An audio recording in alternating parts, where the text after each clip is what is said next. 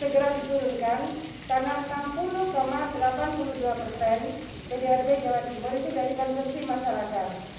Jadi cek UKH sudah cek semua apa belum, cek bansos, BPNT termasuk adalah BLT dana desa. Ini sangat mempengaruhi input yang masuk pada saat tim Susenas BPS turun. Jadi begini, Pak Dadang, Kanwil BPS itu menyampaikan bahwa perjalanan dari tanggal 1 kemarin itu ke berbagai daerah di Jawa Timur itu ketika masyarakat ditanya seminggu kemarin makan apa, Bapak Ibu sekalian jadi melihat angka kemiskinan itu. Mari kita lihat kuesionernya BPS. Salah satu kuesioner BPS itu seminggu kemarin makan apa. Banyak yang tidak menjawab. Seminggu kemarin makan apa ya? Pakai telur atau pakai ikan atau pakai apa?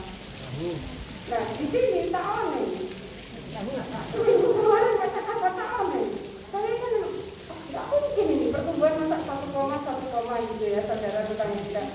Itu ya harus gimana kalau ditanya tak aneh.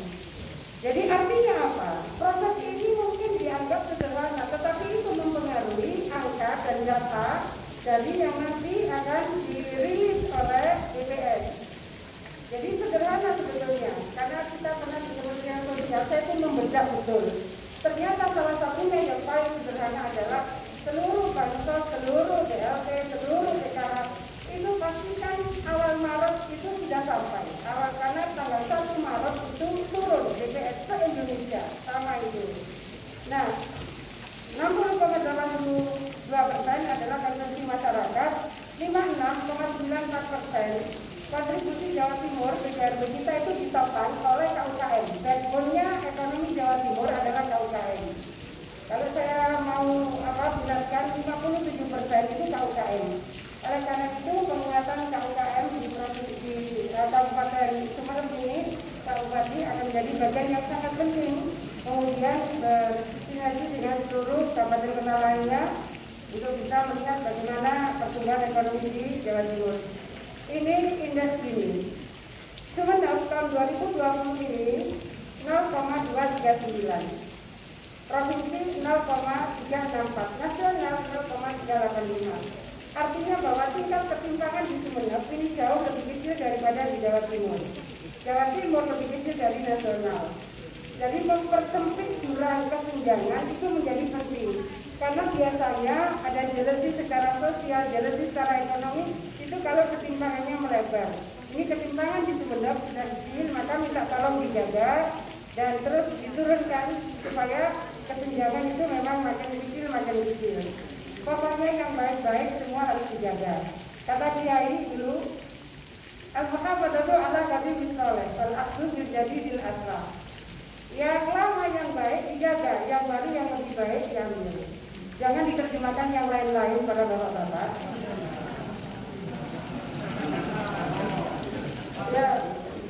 Ya begitu kaidahnya. Kan Kiai kalau mengajarkan begitu, al-muhafadzatu ala qadimil saleh, wal-aqdu bil jadidil aslah. Yang lama yang baik dijaga, yang baru yang lebih baik maka itu diambil. Maksudnya adalah program pembangunan.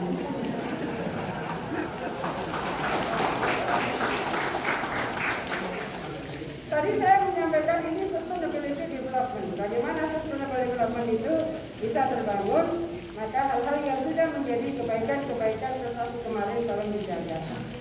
Berikutnya adalah TPP, tingkat pengangguran terbuka. Ini menurut saya bahkan akan menjadi referensi nasional dan jadi referensi Jawa Timur. Saya tidak tahu manajemennya Pak Bupati Senior Kiai Busro, ini tingkat pengangguran terbuka di Sumeneb kecil sekali. Kecilnya tingkat pengangguran ini artinya bahwa sektor-sektor yang ada di Sumeneb ini tetap hidup di saat pandemi COVID-19. Ini juga Pak Bupati tolong dijaga. Dan tidak perlu mencari yang baru karena ini sudah sangat baik. Ini sudah sangat baik. Mohon maaf, pokoknya ini saya cerita secara programatik, tidak yang lain-lain. Berikutnya adalah, ya ini IPM. IPM ini tadi saya senang sekali Pak Bupati, banyak sekali hal yang terkait dengan bagaimana penguatan pendidikan di Sumeneb. Jadi Bapak Ibu semua yang saya hormati, Jawa Timur ini juga PR. IPM di Jawa Timur itu termasuk tidak cukup menggembirakan.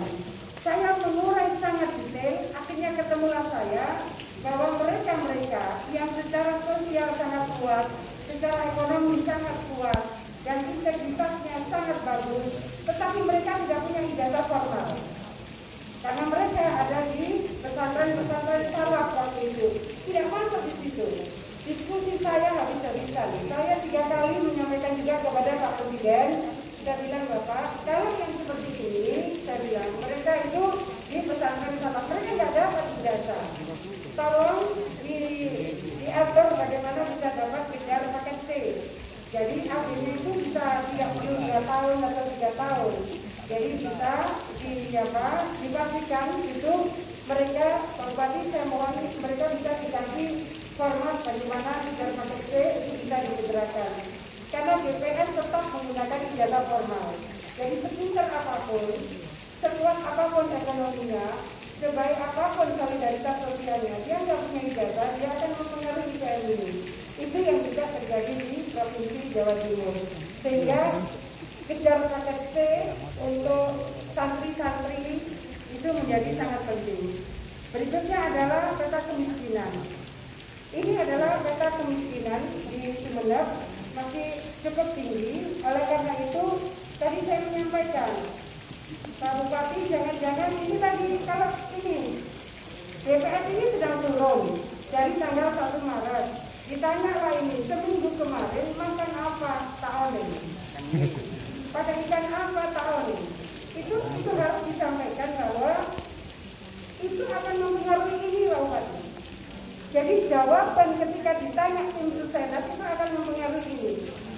Jadi kalau kemarin ini kan banyak sekali pantai, mungkin dianggap makan pakai ikan itu biasa. Jadi mungkin ya tidak dijawab secara detail.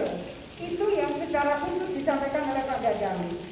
Tolong Bu, akhirnya bisa nggak rumah-rumah penerima BLT dan bansos itu dikasih sketer, kata Pak Dadang. Saya ini diskusinya hari-hari sama beliau karena beliau sedang menurunkan tim itu se-Indonesia. Tiap 1 Maret, nanti tiap 1 September turun lagi di DPR. Jadi tolong angka kemiskinan ini Pak Bupati didetailkan. Jangan-jangan itu tadi menjawabnya tidak serius. Dianggap apalah kemarin didata untuk pilkada, didata lagi untuk apa. Sekarang didata lagi kok sering sekali pendataan. Jadi mungkin menjawabnya juga tidak terlalu fokus. Saya minta tolong karena akan mempengaruhi data seperti ini Pak Bupati. Berikutnya adalah ini kondisi kemiskinan, semua daerah mengalami kenaikan, semua daerah termasuk provinsi. Jadi di Sumeneb ini ada kenaikan pandemi COVID kemarin dari 19,48 menjadi 20,18. Tolong karena ini terjadi di semua daerah, Pak Bupati, di provinsi juga terjadi, nasional juga terjadi, Kabupaten Sumeneb juga terjadi, maka mengintervensinya antara lain para kepala desa diminta menyampaikan, kalau ditanya dijawab ya, kemarin makan itu pakai ikan apa, sederhana itu. Karena pertanyaan di kuesionernya BPS seperti itu. Kemudian ini partisipasi masyarakat pada pilkada di Sumeneb. Terima kasih sekali KPU, Bawaslu, dan warga Sumeneb yang luar biasa.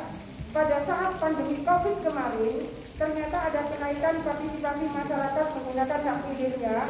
Kenaikannya luar biasa dari 65,87 tahun 2015 menjadi 75,44%. Ini artinya Pak Dandim, Pak Kapolres luar biasa menjaga dari mulai Babinsa, Babinsa Hikmat, sehingga proses partisipasi masyarakat bisa mengalami peningkatan dan kluster pilkada saya rasa hampir tidak ada.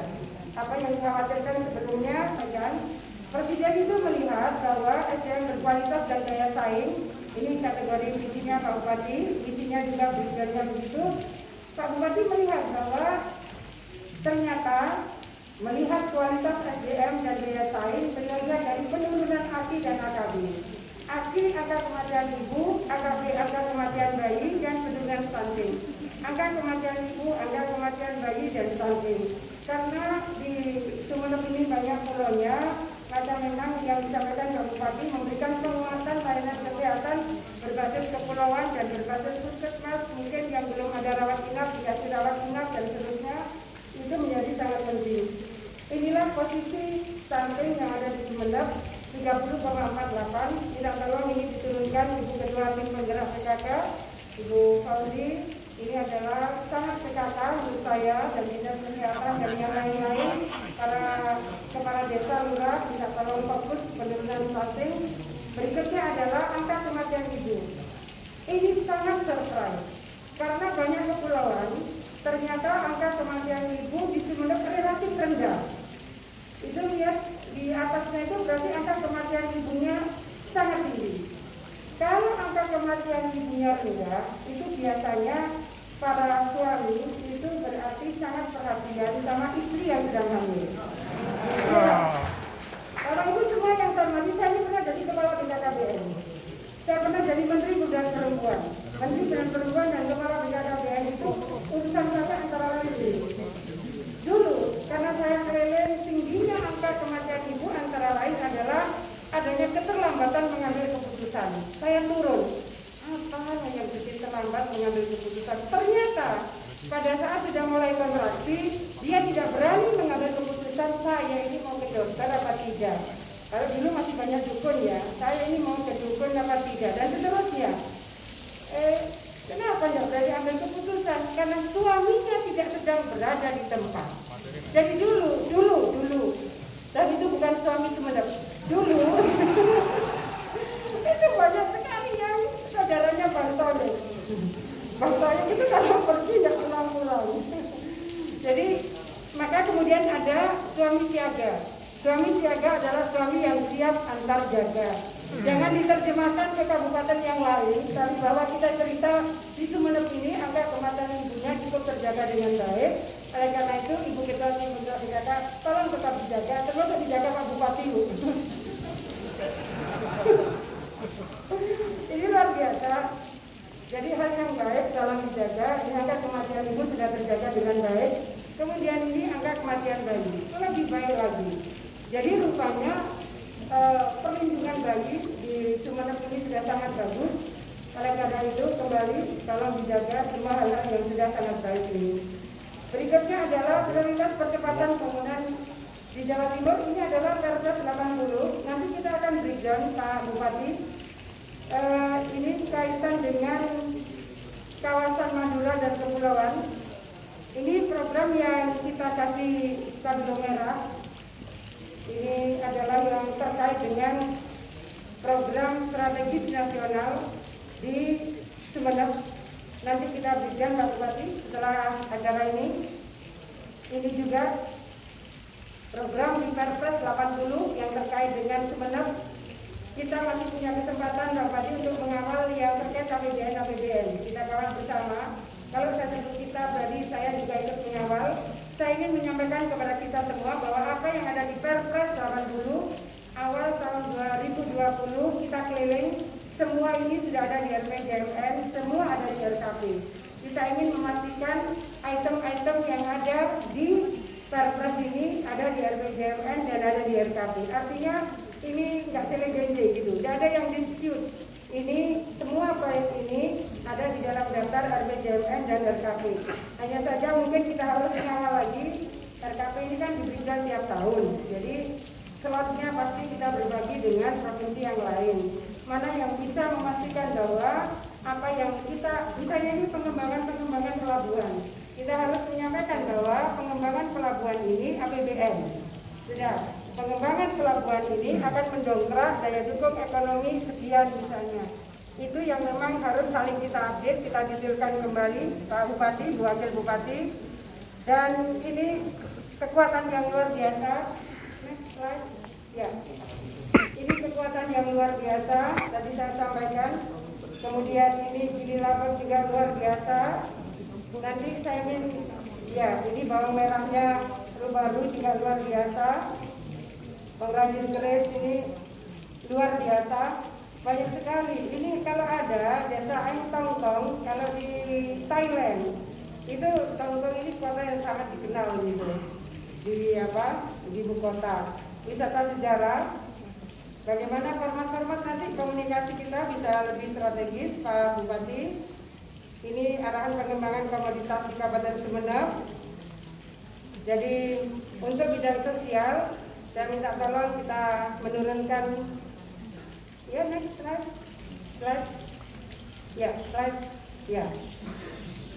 Tingkat pengangguran meskipun sudah sangat rendah, tapi tetap harus diturunkan. Penduduk miskin, bagaimana bersama-sama kita intervensi supaya menurun. IPM kita dorong supaya meningkat, dan prevalensi stunting bersama-sama kita ikhtiarkan supaya menurun. Berikutnya adalah tentu ada harmonisasi pasca pilkada, lalu koordinasi dengan BPS kembali, Pak Bupati. Kalau ini bahasanya titik nol, sesungguhnya bukan dalam ruang hampa, tapi titik nol dari masa periodisasi ini pada perjalanan periode berikutnya. Kemudian suasana yang sudah sangat kondusif di Sumeneb, tetap mohon dijaga semuanya. Para Forkopimda, terima kasih yang sudah menjaga luar biasa. Dan RPJMD selambat-lambatnya 6 bulan ke depan sudah harus selesai. Ini adalah tingkat Jawa Timur, alhamdulillah kondisi pertumbuhan investasi kita, bahkan Jawa Barat itu terkontraksi 12%. Jawa Barat terkontraksi 12%, DKI terkontraksi 23%, Banten tumbuh 27%, Jawa Tengah terkontraksi 15%. Kita ini tidak terkontraksi, tumbuhnya bahkan 33,8%. Alhamdulillah, ini adalah sebuah kerja keras semuanya, dan salah satunya saya ingin menyampaikan kenapa kita memberikan santunan anak yatim. Antara lain adalah kita diminta mengusap kepalanya supaya saling lembut, kita bersama satu dengan yang lain. Ini pernah berdiri satu keraton, jadi pasti di Sumeneb ini kelembutan sudah terbangun, tapi bahwa interaksi dinamika tetap harus kita jaga dengan saling muncul understanding, ada muncul trust, ada muncul respect, dan seterusnya. Bapak Ibu semua yang saya hormati, berikutnya ini adalah arahan Kawapres, bagaimana pesantren ini dibangun penguatan keberdayaannya. Bahkan pesantren oleh Pak Wapres diharapkan bisa memberikan peningkatan kesejahteraan kepada masyarakat di sekitarnya. Nah sekarang saya ingin menyampaikan kepada kita semua soal jaminan halal. Jaminan halal ini sudah diakui oleh World Trade Organization. Kemudian halal sudah menjadi gaya hidup masyarakat global. Gaya hidup masyarakat global. Nah berikutnya adalah mari kita lihat ini, Bapak Ibu semua yang saya hormati, Thailand. Thailand itu visinya adalah menjadi dapur halal dunia. Thailand menjadi dapur halal dunia. Korea, visinya adalah menjadi destinasi utama pariwisata halal. Jadi kalau di sini apa yang tadi disampaikan Pak Bupati itu betul sekali. Ada kekhawatiran nanti kalau wisatanya berkembang, lalu kenapa ada tempat-tempat maksiat dan seterusnya. Ada baiknya mungkin ya Pak Bupati kita belajar ke Korea. Korea itu visinya menjadi destinasi utama pariwisata halal. Yang kita kenal adalah drakornya, drama Koreanya. Tetapi bahwa visinya adalah menjadi destinasi utama pariwisata halal dunia. Jepang tahun 2020 kemarin itu industri halal itu sebagai kontributor kunci. Kita ini ngambil apanya? Pesantrennya luar biasa, umat Islamnya terbesar di dunia, tapi dalam hal menyiapkan visi seperti ini kita terlambat. Tidak apa-apa, kita sekarang bersiap-siap, kerja keras, lari, dan menggunakan artificial intelligence. Nanti saya akan sampaikan kepada kita semua. Ini industri halal sebagai kontributor kunci. Januari yang lalu saya sudah melakukan virtual business meeting kepada pelaku-pelaku industri halal di Jepang. Kemudian Inggris. Bapak Ibu yang saya hormati, kalau kita ingin melihat Islamic Finance Tower, tower keuangan Islam, Islamic Finance Tower, bukan di Timur Tengah, bukan di Malaysia, tetapi di London. Jadi London ini dia punya Islamic Finance Tower.